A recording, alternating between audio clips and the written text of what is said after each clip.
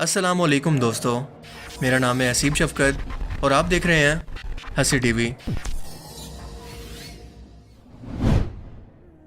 Internet پر کچھ دنوں سے ایک ویڈیو مشہور پنجابی سنگر سدھو موسے والا کی موت کے بعد ریلیز ہونے والے ایک گانے وار کے بارے میں گردش کر رہی ہے، جس کے اندر یہ کلیم کیا جا رہا ہے کہ اس گانے کے اندر ہمارے پیارے آقا حضرت محمد صلی اللہ علیہ وآلہ وسلم کا نام لے کر نعوذ باللہ ان کی توہین کی گئی ہے۔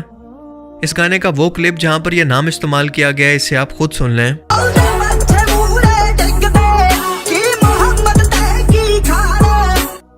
اس ویڈیو کی حقیقت کیا ہے یہ جاننے سے پہلے یہ جان لیں کہ بطور مسلمان اگر ہم رسول اللہ صلی اللہ علیہ وآلہ وسلم کو اپنی جان، مال اور اولاد سے بڑھ کر اگر پیار نہیں کرتے تو ہمارا ایمان ہی مکمل نہیں ہے۔ اگر اس گانے کے اندر واقعی ہمارے پیارے آقا محمد صلی اللہ علیہ وآلہ وسلم کا نام لے کر توہین کی گئی ہے تو ایسے شخص کی صرف اور صرف ایک ہی سزا ہے، اور وہ ہے موت، کیونکہ کوئی بھی غیرت مند مسلمان اپنے نبی کی توہین کسی بھی صورت برداشت نہیں کر سکتا۔ لیکن اگر کہانی کا دوسرا رخ دیکھیں کہ اگر ایسا نہیں ہے تو کسی شخص پر ہم اس کی موت کے بعد بھی اس پر تہمات یا کوئی بھی الزام لگاتے ہیں لیکن اسے ثابت نہیں کر پاتے، تو یہ بھی ہمارے آقا کا فرمان ہے کہ جب بھی کوئی فاسق شخص یا جھوٹا شخص تمہارے پاس کوئی خبر لے کر آئے تو اچھے سے اس کی تصدیق کر لیا کرو، کیونکہ ایسا نہ ہو کہ اپنی بے خبری کے اندر تم کسی بے قصور کو نقصان پہنچا بیٹھو۔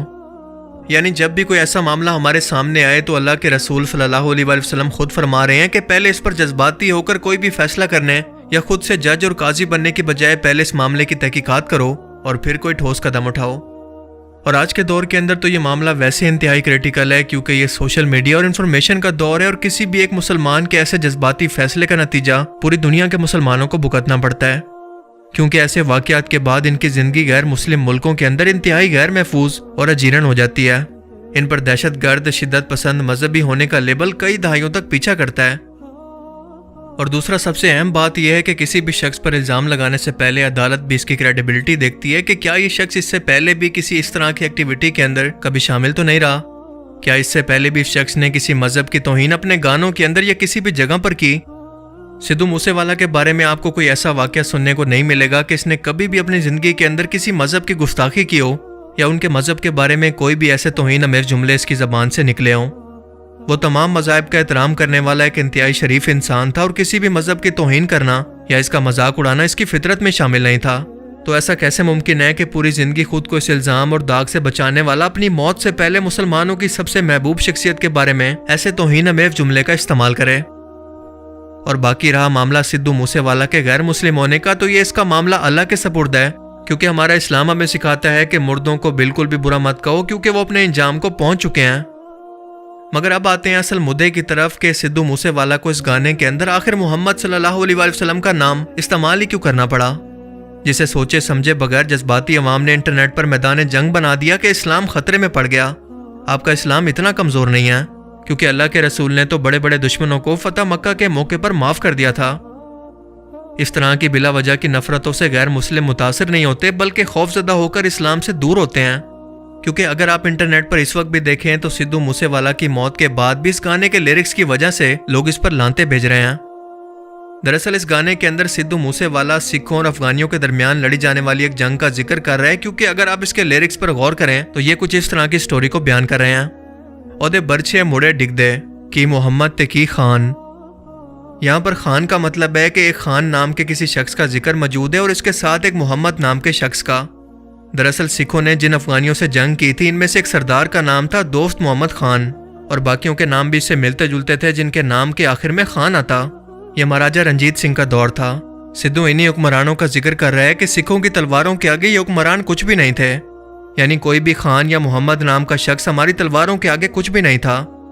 جو واقعی میں کافی توہین آمیز الفاظ ہیں۔ لیکن یہاں پر کیونکہ ہسٹری کا ذکر ہو رہا ہے تو انصاف کا تقاضا یہی ہے کہ ہم ان کو بینیفٹ آف ڈاؤٹ دے دیں کہ یہاں پر جان بوجھ کر ایسا نہیں کیا گیا، بلکہ انجانے میں یا گانے کے ردم کو بنانے کے لیے اس طرح کے الفاظ کو استعمال کیا گیا۔ لیکن اگر ہم پھر بھی سوچیں کہ صرف خالی محمد صلی اللہ علیہ وآلہ وسلم کا نام ہی کیوں استعمال کیا گیا، اور یہ یقیناً ہمارے پیارے آقا حضرت محمد صلی اللہ علیہ وآلہ وسلم کا نام لے کر ان کو مخاطب کیا گیا ہے، تو اس جنگ کے ذکر کے دوران یہ چیز سینس نہیں بناتی، کیونکہ سکھوں کی تاریخ صرف 500 سے 550 سال پرانی ہے۔ تو ایسا کیسے ممکن ہے کہ اس سے پہلے سکھوں کی تاریخ کے اندر کسی اور محمد یا خان کی تاریخ کا ذکر ہو، یا 1000 سال پہلے ہمارے پیارے آقا حضرت محمد صلی اللہ علیہ وآلہ وسلم کے بارے میں، یا سکھ مذہب کے وجود میں آنے سے تقریباً 1000 سال پہلے کے ٹائم کا ذکر سکھوں کی تاریخ میں کیا جائے؟ کیونکہ اس سے پہلے سکھوں کی تاریخ کے اندر محمد نام کی کسی شخصیت کا ذکر نہیں ملتا جس کا ذکر سدھو اپنے گانے میں کر رہا ہو۔ لیکن اگر ہم پھر بھی اس ضد پر آ گئے ہیں کہ یہ سراسر گستاخی ہے اور جان بوجھ کر کی گئی ہے، تو سدھو موسے والا کے والد سے جب اس بارے میں سوال کیا گیا تو ان کا کہنا تھا کہ سدھو تو مسلمانوں سے بہت زیادہ پیار کرتا تھا، وہ ایسی گستاخیوں کا سوچ بھی نہیں سکتا۔ دراصل وہ اسی تاریخ کا ذکر کر رہا تھا جس کے اندر دوست احمد خان اور باقی حکمرانوں کا ذکر کیا گیا، لیکن اس کے باوجود بھی اگر کسی کو اس کی وجہ سے تکلیف پہنچی تو میں اس کے لیے معافی مانگتا ہوں۔ میں آیا ਸੀਗਾ ਤੁਹਾਡੇ ਘਰ ਧੰਨਵਾਦੀ ਕਰਦਾ ਇਸ ਗੱਲ ਦਾ। ਹਾਂ ਨਹੀਂ ਜੀ ਮੁਸਲਿਮ ਭਾਈਚਾਰੇ ਨੇ ਸਿੱਧੂ ਨੂੰ ਪਿਆਰ ਕੀਤਾ ਤਾਂ ਸ਼ਾਇਦ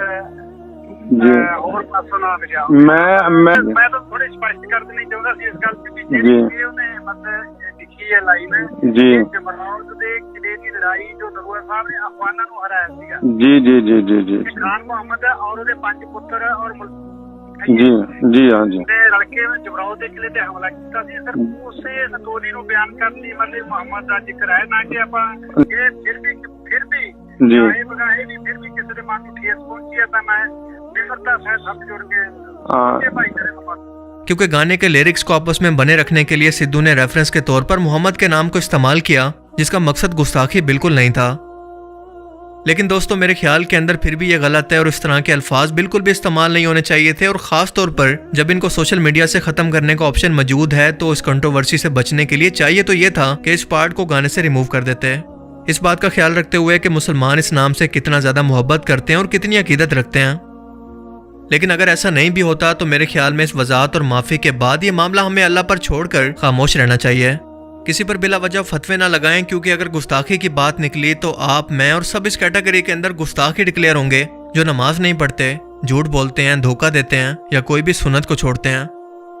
کسی بھی شخص کے جنتی جہنمی ہونے کا فیصلہ اللہ نے قیامت کے دن اپنے ہاتھ کے اندر رکھا ہے کہ چاہے تو کسی کی بھی ایک نیکی پر اسے بخش دے اور چاہے تو ایک گناہ پر پکڑ لے۔